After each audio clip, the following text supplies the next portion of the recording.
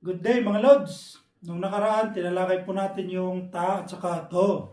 All and more in Korean. Ngayon naman, ang tatalakayin po natin ay kung paano sabihin na huwag mong gawin ng isang bagay sa magalang na pamamaraan, mga Lodi. Ito ay ang Gimasio grammar.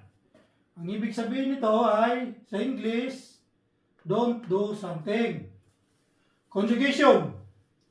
Verb stem plus gimaseo. Okay? Example. Manjida. To touch. Tanggalin natin yung da. Maiwan na lang yung verb stem. Manji. Plus gimaseo. Pag pinagsama natin yung dalawang yan, magiging ganito na po siya. Manjijimaseo. Don't touch it. Manjijimaseo. Another example. Utta. To laugh. Ut plus jimaseo. Pag pinagsama natin yung dalawang yan, utjimaseo. Don't laugh. Huwag ka pong tumawa. Utjimaseo. Okay? Another example. Pugi hada. To give up. Tanggalin natin yung da. Maiwan na lang. Pugi ha. Plus gimaseo. Pag pinagsama natin yung dalawang yan, ganito na po siya. Pugi hajimaseo. Don't give up. Pugi hajimaseo. Okay? Pugi hajimaseo. Don't give up. Another example. Kokchong hada. To worry. Tanggalin natin yung da. Magiging maiwan yung verb stem niya. Kokchong ha na lang. Plus gimaseo. Pag pinagsama natin yung dalawang yan, magiging ganito na po siya.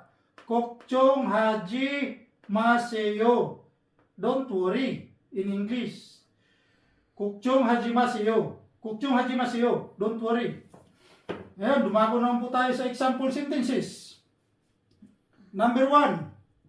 Sonsing nim hante. Kojimal hajimaseo. Please don't lie to your teacher. Okay? Sonsing nim hante. Kojimal hajimaseo. Sonsing nim hante. Kojimal hajimaseo. Okay? Example number 2. 여기서는 담배를 배우지 마세요. Please don't smoke here. Huwag ka pong manigarilyo dito. In Korean, 여기서는 담배를 배우지 마세요. 여기서는 담배를 피우지 마세요. Okay? Number 3. 시험을 하지 마세요. Please don't cheat on the test. Huwag ka pong mandaya o mangudigo sa exam, sa test. In Korean, 시험을 하지 마세요. 시험을 하지 마세요. Okay? Yan lang po mga Lodi.